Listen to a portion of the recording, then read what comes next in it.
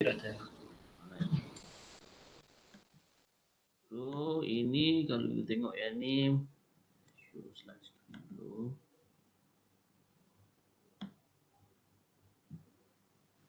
Okay, satu. Okay. So ini bagi contoh, saya guna contoh dalam slide ni sebab saya susah nak contoh kat sini. Ini saya akan guna slide ni. Ini kalau daripada regular expression macam ni, kita akan convert jadi macam ni kepada NFA lah. So menggunakan formula tu lah. Kalau L atau kita akan buat L atas ni, bawah dia D, and then buat dia punya ni kan. Okay, ni dah kita dah buat exercise pun. Cuma kita kena convert lah. NFA ni kita tak boleh buat coding lagi. Kalau kita nak buat untuk spelling checker macam perkataan saya tadi tu, tak boleh guna NFA punya state. Kita guna DFA punya state lah, sebab dia mungkin ada state yang ambiguous lah. Maksudnya dia boleh ada dua state. So untuk convert NFA kepada DFA, kita kena faham ni satu epsilon closure apa maksud dia, and then move T dengan A. Tengok dekat contoh-contoh ni. Epsilon closure kosong ni maksud dia state kosong, state ini sendiri dan list of state yang dia boleh reach from state 0 using epsilon input lah. Okay, ni kalau epsilon closure 1, 5 maksudnya state 1 dan state 5 dan semua state yang dia boleh pergi dengan menggunakan simbol epsilon. Okay, kalau move kosong dengan A ni maksudnya move state kosong dengan huruf ataupun simbol A. Kalau yang ni move state 1 dengan simbol B, dia akan dapat state apa. Move state 5 dengan simbol B, dia akan dapat state apa. So dia ambil contoh yang ni, contoh NFA ni kita nak convert kepada DFA ya. So dia bagi contoh dulu, epsilon closure kosong maksudnya daripada kosong. Epsilon closure dia adalah kosong tu sendiri, belum kita lupa, epsilon closure kosong dia adalah kosong tu sendiri, followed by any state yang dia boleh pergi menggunakan epsilon simbol, iaitu daripada kosong kalau epsilon dia boleh pergi 1, epsilon lagi dia boleh pergi 2, lepas tu tak boleh pergi dah epsilon. Dan dia boleh pergi sini, dia boleh ke bawah 4. Kita tak boleh pergi dah sebab ni B. Ni masuk so bukan. So dia ada kosong 1, 2, 4. And then daripada kosong juga epsilon closure dia boleh pergi dengan epsilon, dia boleh pergi ke bawah ni ke 7. Okey, lepas tu tak boleh pergi dah ke mana. So dia ada 0, 1, 2, 4, 7. Jadi dia punya state dia adalah 0, 1, 2, 4, 7. Epsilon closure 5. So kita akan tengok 5 ni dengan epsilon closure dia akan boleh pergi ke mana. Kita akan buat 6 kan. 6 dia dengan epsilon ni dia boleh pergi kepada 6, boleh pergi kepada 7 dan dia boleh naik atas ni pergi kepada 1, boleh pergi kepada 2, boleh pergi kepada 4. Maksudnya sejauh mana dia boleh pergi menggunakan simbol epsilon. Jadi dia adalah 1, 2, 4, 5, 6, 7. Epsilon closure 1 dan 6. Okey, epsilon closure 1 dia akan boleh pergi kepada 2 dan 4. Dan epsilon closure 6 dia boleh pergi kepada 1, 2, 4 dan juga 7 dan diri sendiri. Ini dapatlah 1, 2, 4, 6, 7. Kalau move 2 dengan A. Move 2 dengan A dia akan pergi kepada 3, dapat 3. Move 2 dengan B. Move 2 dengan B. B tak boleh, tak ada simbol untuk dia move dengan huruf B. Jadi kita akan buat null je macam tu. Kalau move 2 dengan 8 maksudnya move 2 dengan B. Move 2 dengan B tidak ada. Move 8 dengan B. Move 8 dengan B akan pergi 9. So dia akan dapat satu state saja 9. Okey. Dia nak tanya? Okey, epsilon closure jangan lupa kalau epsilon closure ni at least state dia adalah state ni sendiri, tak perlu tengok pun kat gambar ni, kena tulis je kosong. Epsilon closure 5 ni tulis je 5. 5 tu memang dia punya epsilon closure. Okey, state tu sendiri. Satu null ni maksudnya satu null tu mesti ada dalam list. Lepas tu bagi dia tengok dengan satu ni epsilon closure dia boleh pergi sini, boleh pergi sini. 6 epsilon closure dia boleh pergi ke 7, kita tak boleh pergi dah. Ataupun dia naik atas ni boleh pergi ke 1 dan boleh pergi ke 2 dan boleh pergi ke 4.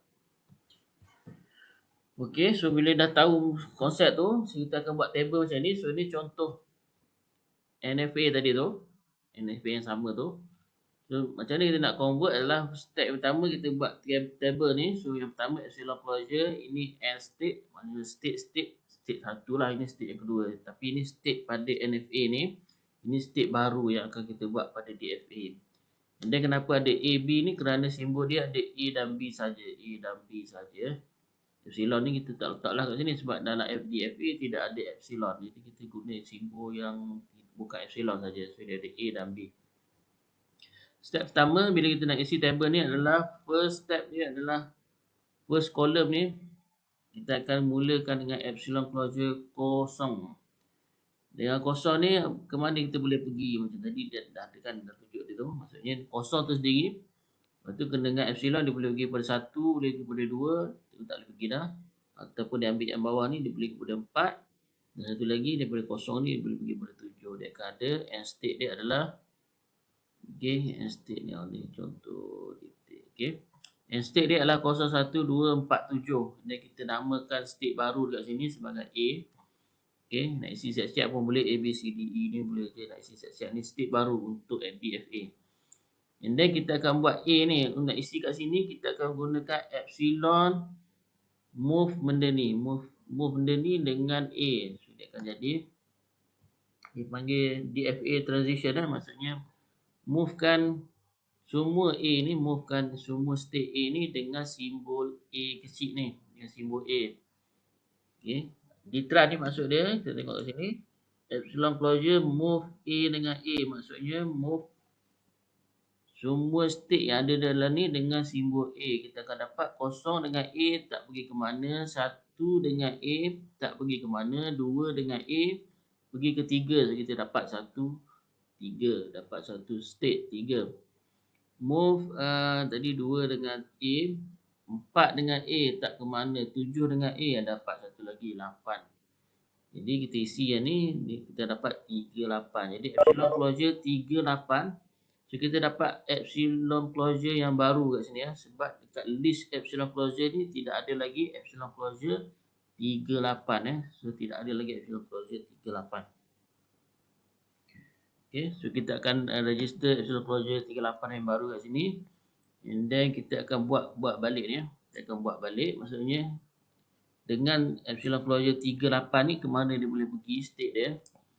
383 dia boleh pergi kepada 6, 7 ataupun dia naik atas ni 1, 2 dan 1, 4. Dan 8 tu sendiri adalah state dia kena masuk lah. Ni untuk isi ni, untuk isi epsilon closure 38 ni, 38 tu sendiri adalah state dia yang kita kena masukkan. Kemudian kita tengoklah dengan 3 epsilon closure dia boleh pergi kepada 6.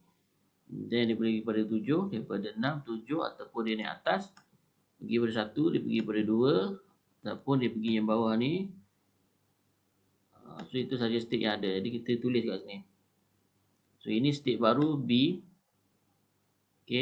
So ini kita tukar jadi B sebab state tadi ni epsilon closure 38 kan. So maksudnya inilah B lah, state yang baru ni. So ini kita tukar kepada B. Kemudian ditran A dengan B, maksudnya setiap state ni kita movekan dengan B. Epsilon closure dalam dia movekan semua state dalam ni dengan simbol B. 0 dengan B tak pergi ke mana, 1 dengan B tak pergi ke mana, 2 dengan B tidak pergi ke mana, 4 dengan B pergi kepada 5. So kita dapat 5. 7 dengan B pun tidak ke mana. So kita akan ada epsilon closure 5 dalam ni. So ada tak lagi epsilon closure 5 kat sini? So tidak ada. So kita register satu line baru untuk epsilon closure 5. So kita akan isikan apa itu epsilon closure 5. Dia adalah 5 tu sendiri followed by dengan epsilon dia boleh pergi ke mana. So maksudnya dia boleh pergi kepada 6 dan dia boleh pergi kepada 7 ataupun dia naik atas ni. Sebab ni epsilon and then epsilon boleh pergi lagi. Dia pergi 1 atau pergi 2 ataupun 1 pergi kepada 4. So ini adalah list of state epsilon closure bagi 5.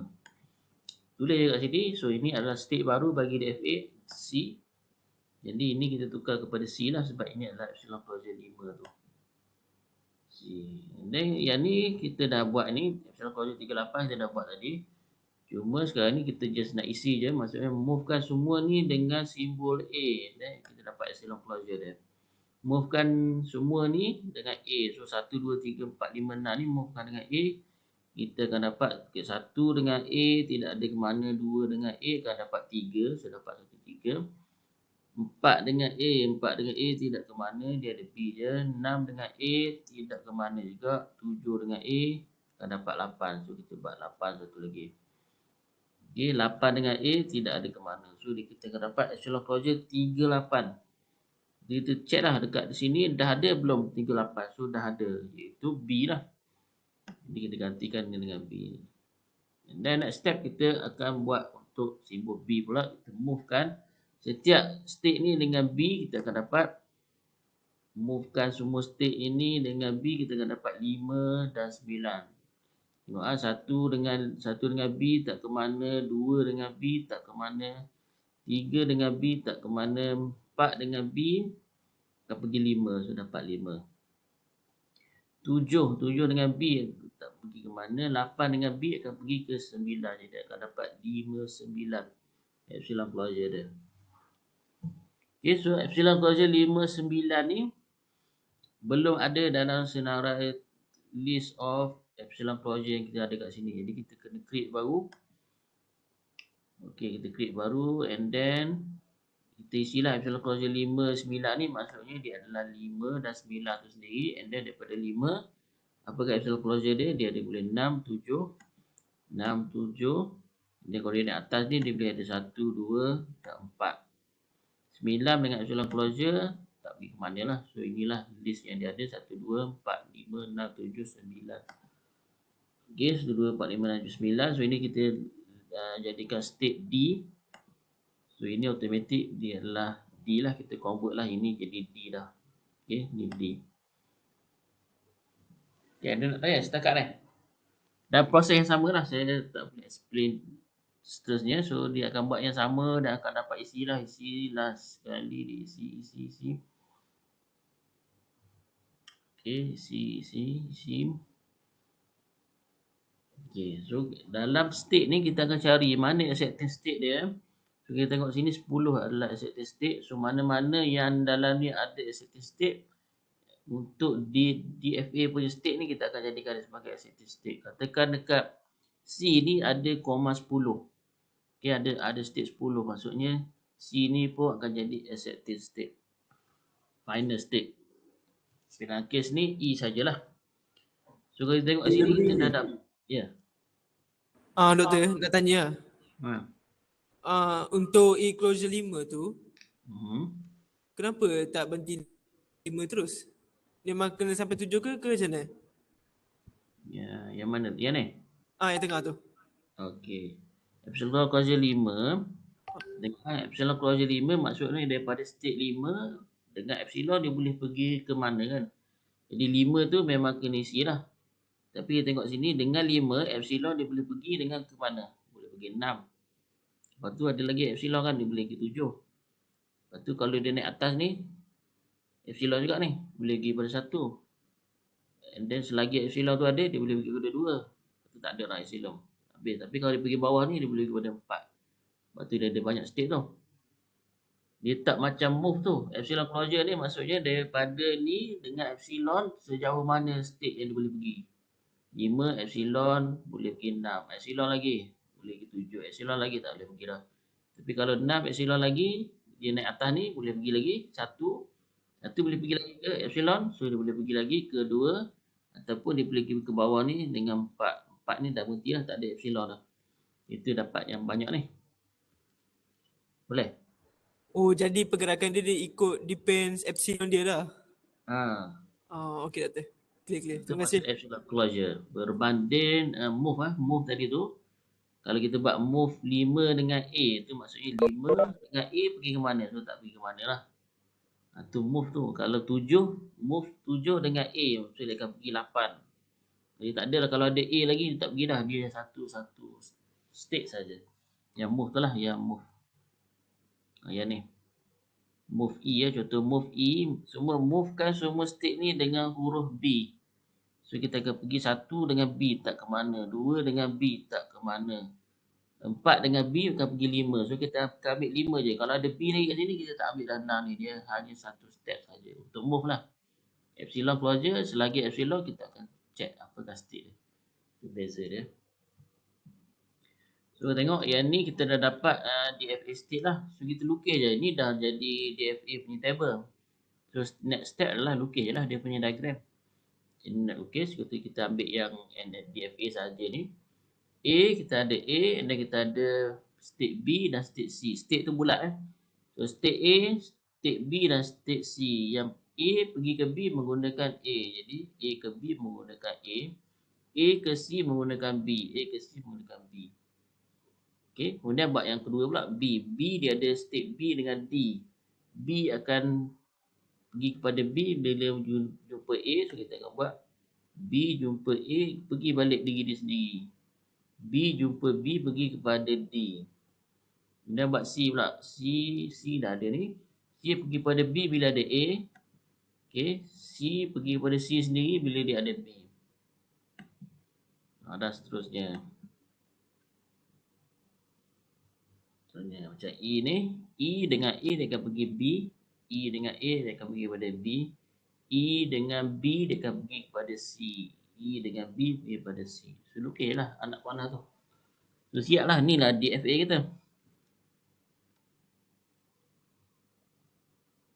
Okay, DFA salah satu ciri dia, input mesti satu input saja. Dia tak boleh banyak input. Contohnya B ni, apa input dia? Semua A kan, walaupun banyak ni, tapi semua A. A. Yang bawah ni pun adalah A. Yang ni pun adalah A. Yang ni pun ada A. Dan dia boleh ada banyak output, tapi setiap output tu mesti different state. Contohnya A ni ada banyak output, dia ada A dan ada B. Tapi kalau B dia pergi state lain. Kalau A dia pergi state lain. Dan dia tidak ada epsilon. So ni adalah DFA. Boleh ada nak tanya setakat tu. Kemudian ada satu lagi step, dipanggil optional step lah. Maksudnya kita boleh optimizekan lagi. Kita boleh tengok dekat sini. A, B, C ni C, B, C. Maksudnya state ni sama ni. B, C ni pun B, C. Ini kita boleh buang je ni. Boleh buang je maksudnya. Okay, kalau kita nak buang yang ni nanti. Kita tengok ni. Okay, kita tengok ini BC. Ni BC, ya ni pun BC. Sama state dia. Okay, bila state sama ni, kita boleh andaikan ini sebagai A jugalah. Kita boleh buang ni, kita buat ni sebagai A. Maksudnya, bila kita nak buang ni, C dah jadi A. Kita delete je yang ni. Semua yang ada C ni, kita tukar kepada A. Ni jadi A. Okay, ni pun ada C ni, kita pun akan buat A. Ini dipanggil minimize state lah. Ni disebut ni. Okay. Cuma BC ni yang bawah ni kita tak kacau sebab yang bawah ni walaupun sama kan. Ini BC, ni pun BC, ini pun BC. Tapi E ni dia adalah acceptive state. Jadi acceptive state kita tak delete lah. Jangan delete acceptive state. Nanti tak ada state yang kita boleh accept. Jadi kita kacau yang bukan acceptive state saja. So, kalau ada sama macam ni kita boleh delete. Dan tukarkan. Kita dah delete C ni jadi C dah tak ada. Jadi C tu adalah A lah. C adalah A dah ada kurangkan state dan kita lukis balik lah. So tu cara untuk convert kepada DFA lah. Mungkin ada soalan ni lah untuk test next week Test next week ni bagi satu NFA convert kepada DFA. Ini ada juga cara. Kita belajar tadi regular expression, kita kena lukis NFA dulu kan. Daripada regular expression kita lukis NFA dulu, baru kita convert kepada DFA kan. Tapi sebenarnya ada cara regular expression terus kepada DFA. Tapi ni boleh baca sendirilah algoritma dia ni. Ini tak masuk exam lah. Maksudnya study sendiri tu untuk further knowledge boleh study lah. Ni kalau kita nak buat coding untuk buat regular expression. So kita menggunakan DFA punya table ni, DFA punya table sebagai coding kita. Contohnya kita akan buat, contoh ni contoh coding ni, kita akan baca huruf tu. Contohnya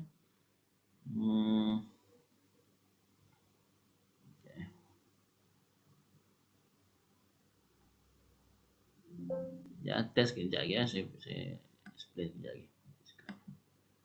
Okay, ni contoh coding. Kalau dulu saya suruh buat assignment untuk coding lah. Contohnya perkataan saya ataupun tengok kejap lagi lah.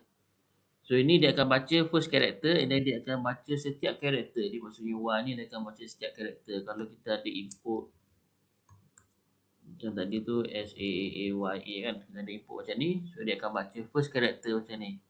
Ini dia akan movekan character tu dengan state kosong, start state kosong dengan character S. Maksudnya bila tengok table ni, state kosong ataupun state A dengan character S akan pergi kepada state mana. So ni lebih kuat dia punya simbol lah.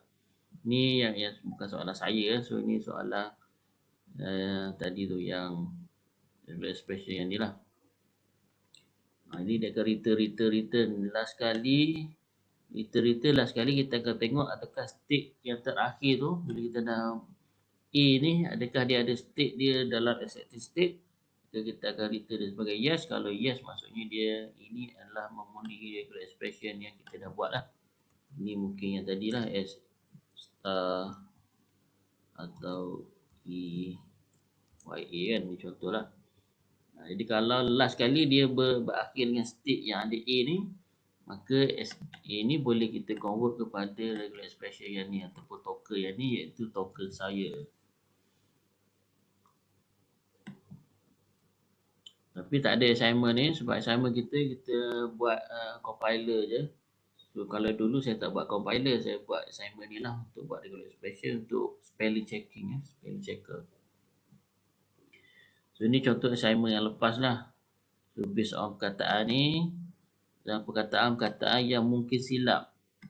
Okay. So perkataan mungkin silap macam ni.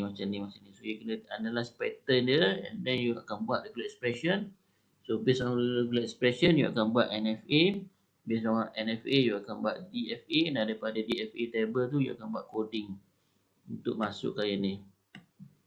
Kita tengok ni, coding dia straightforward lah. Function dengan ni, function move ni yang guna table tu. So function move ni adalah diguna state dengan simbol. Maksudnya, kita buatlah state A. Jika state A, simbol A akan pergi return B. State A, simbol B. Return C, di return state C. And then simbol state B, jumpa A, pergi kepada B. Dan seterusnya. Last kali kalau dia berakhir dengan E, maksudnya ini adalah memenuhi lah expression. Kalau dia tak berakhir dengan E, so dia bukan memenuhi expression. Itu cara untuk buat spelling checker lah.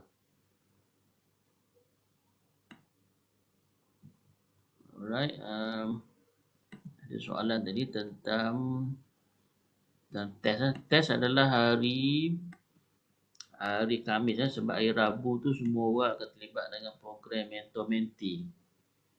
Semua Uniza ni ada program perdana dia panggil, ada Mentor-Mentee. Soalan dia ada true false, ada true false,